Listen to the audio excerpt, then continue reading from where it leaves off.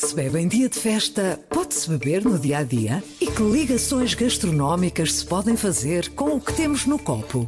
Aprenda e prove com a Escola do Gosto, a Academia de Literacia Alimentar do Público. Aulas únicas com especialistas. Entre como amador e saia um pouco mais conhecedor.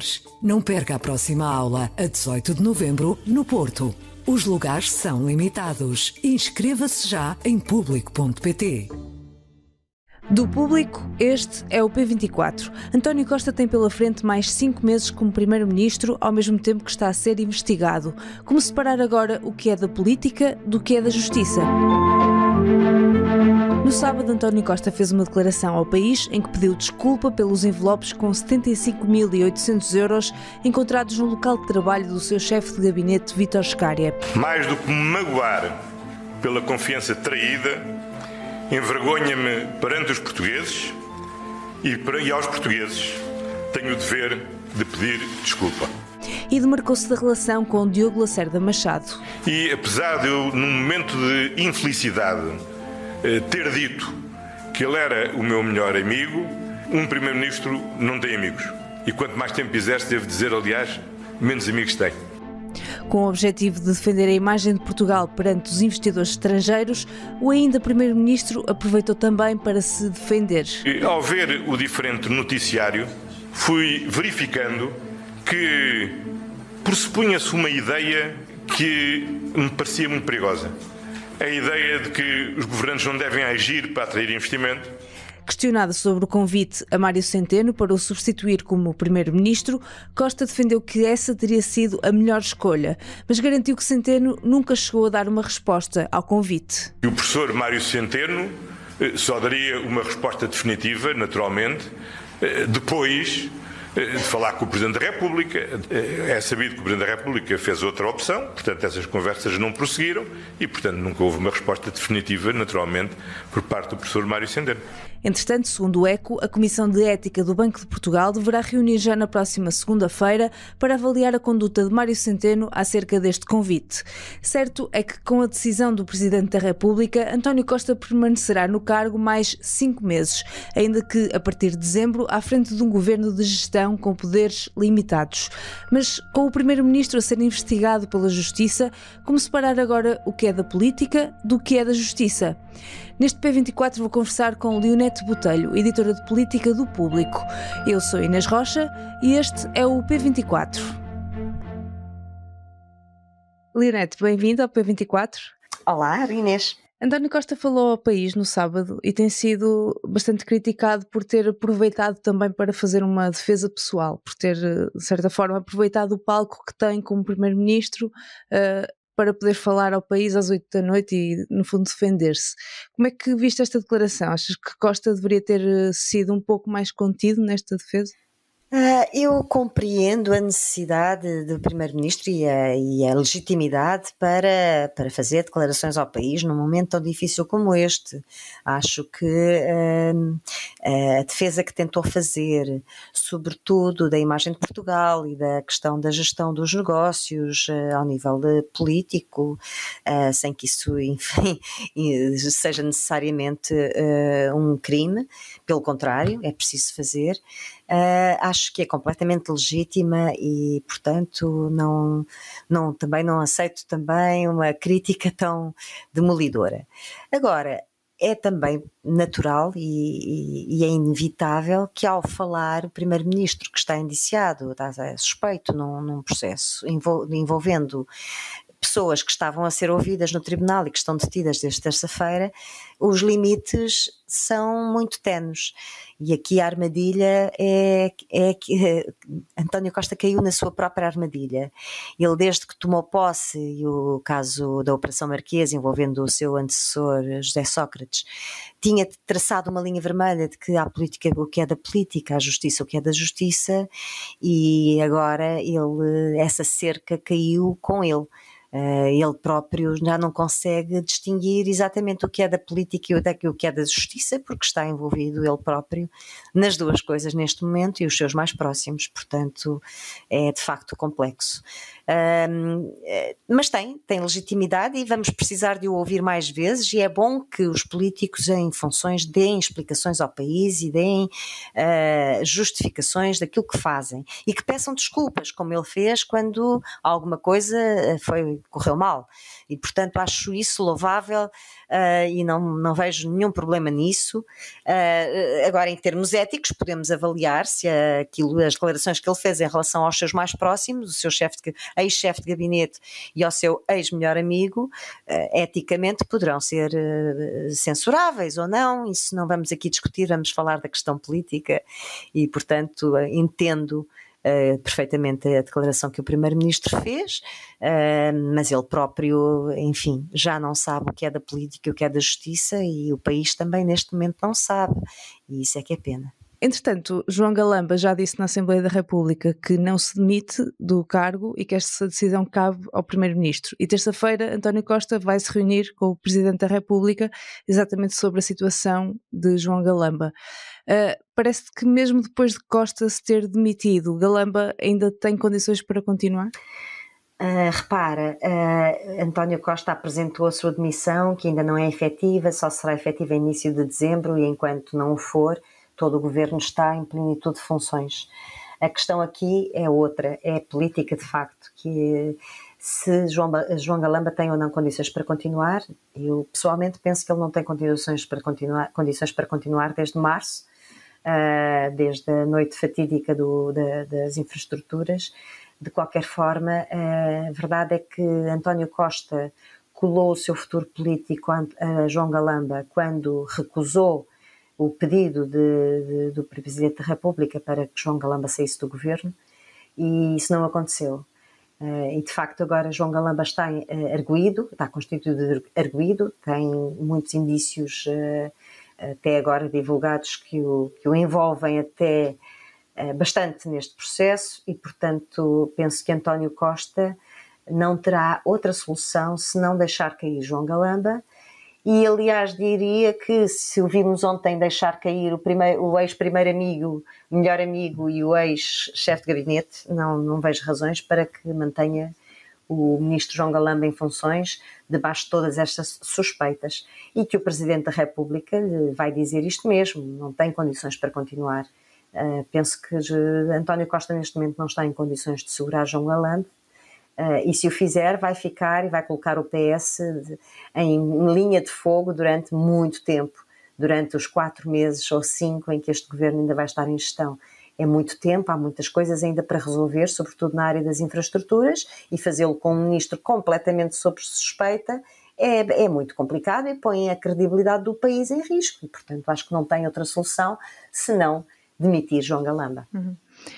António Costa colocou também o nome de Mário Centeno em xeque depois de divulgar que sugeriu o nome do governador do Banco de Portugal para primeiro-ministro.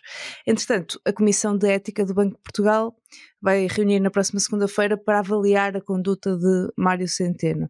Há aqui alguma incompatibilidade? Centeno pode ter o cargo de governador em risco? Bom, eu não vou dissecar muito a questão jurídica das regras do Banco de Portugal, que não conheço em profundidade.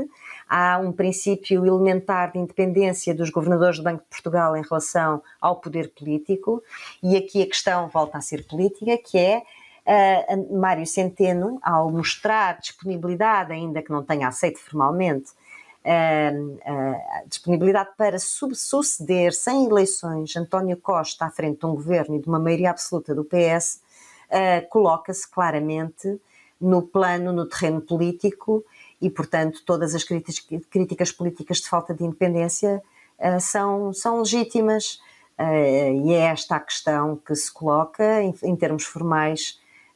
Não conheço exatamente as regras, nem isto nunca estaria previsto em nenhuma lei, ou seja, dizer que aceita a substituição do Primeiro-Ministro, portanto isto é impossível de estar previsto numa lei. É uma questão de ética, simplesmente. É exatamente, Há uma máxima na política que diz que à mulher de César não basta ser séria, é preciso parecê-lo.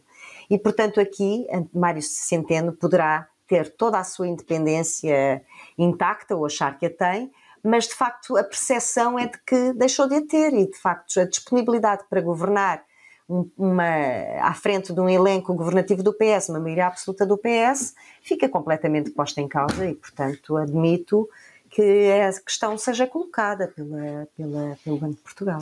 Entretanto, vamos ter eleições só em março, mas Marcelo vai demitir o governo no início de dezembro, depois da votação global do Orçamento do Estado. Até lá, o governo continua em plenitude de funções? Pode funcionar como normal? Sim, formalmente o governo está em plenitude de funções até ser publicado o decreto presidencial de demissão do primeiro-ministro. No entanto, aqui também a questão é entre o direito e a política. No entanto, está politicamente já diminuído e, portanto, a única coisa que se espera é que mantenha os processos que estão em curso e que as propostas de lei que estão em curso são válidas, porque já são anteriores a esta crise. E, aliás, Marcelo Rebelo de Sousa diferiu no tempo a aceitação formal da demissão do Primeiro-Ministro para garantir que o Orçamento de Estado possa ser aprovado. Até ao dia em que esse decreto for publicado, o Governo está em plenitude de funções. Politicamente, espera-se que não invente novas regras ou novos negócios, porque está diminuído politicamente. A partir do momento em que o decreto seja publicado, é que fica diminuído formalmente e só pode praticar atos estritamente necessários para assegurar a gestão dos negócios públicos. Ou seja, há um acórdão do Tribunal Constitucional que diz que esses atos estritamente necessários são aqueles que forem inadiáveis e estritamente necessários para garantir a governabilidade do país. E, portanto, é isto que está na lei, mas que só será efetivo a partir de dezembro. Mas na prática, que pastas é que irão ficar para trás num governo de gestão? Porque Galamba já tinha dito, por exemplo, que a privatização da TAP será uma decisão para o próximo governo. Bom, essa vai ser uma discussão a que nós vamos assistir nos próximos meses, com certeza. Até porque há um paralelismo muito grande com o que aconteceu no final do governo de Passos Coelho. O que é que aconteceu na altura, que é tão parecido com o que aconteceu hoje. Tal como agora, o decreto de privatização da TAP já estava aprovado em Conselho de Ministros. Tal como este foi, aliás, um decreto que o Presidente da República agora vetou, devolveu ao Governo. Mas, tal como na altura, já estava aprovado, só que a concretização desse negócio foi durante o tempo do Governo de Gestão. E isso foi politicamente muito discutido na altura, mas não foi revertido. Ou seja, na prática, o governo atual já aprovou um decreto de privatização antes da dissolução, antes da queda do governo, que foi chumbado, foi devolvido pelo Presidente da República ao governo, que quer algumas alterações. Até o início de dezembro, formalmente o governo pode apresentar um novo decreto que seja aceito pelo Presidente da República e, no limite, esse negócio ser ainda concretizado durante o governo de gestão.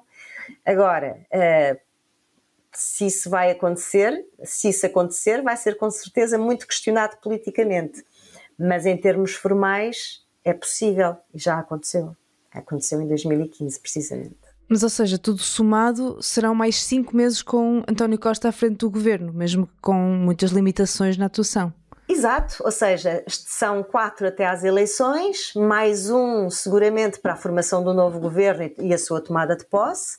Portanto, estamos a falar de inícios de abril, não é? Nunca será antes disso, com muitas limitações. Por um lado, aquelas que eu já expliquei, que a partir da demissão do governo só pode praticar atos estritamente necessários para a gestão dos negócios públicos. Há outra questão que é, neste caso, para além da demissão do governo, vamos ter a dissolução da Assembleia da República.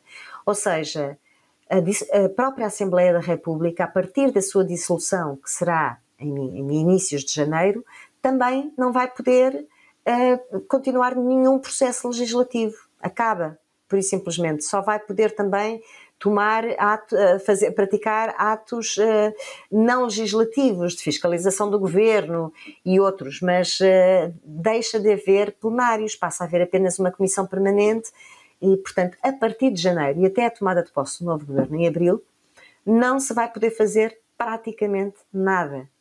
Temos um país em suspenso, portanto. Um país em suspenso, sim, a resolver as coisas que vinham de trás, vai continuar a ser, os processos vão continuar, o PRR vai continuar, mas sempre com algumas limitações, porque se for preciso a intervenção do Governo, ele está diminuído, se for preciso a intervenção da Assembleia da República, ela está impossibilitada de responder. Certo. Leonete, muito obrigada. Obrigada, Inês. Leonete Botelho, editora de Política do Público. Esta segunda-feira são conhecidas as medidas de coação a aplicar aos arguidos detidos na Operação Influencer. O Ministério Público pediu a prisão preventiva do chefe de gabinete de António Costa, Vítor Scária, e do consultor Diogo Lacerda Machado. Acompanhe todas as novidades em público.pt. Este episódio foi editado por mim, Inês Rocha. A música é da Ana Marques Maia. Tenham um bom dia e até amanhã.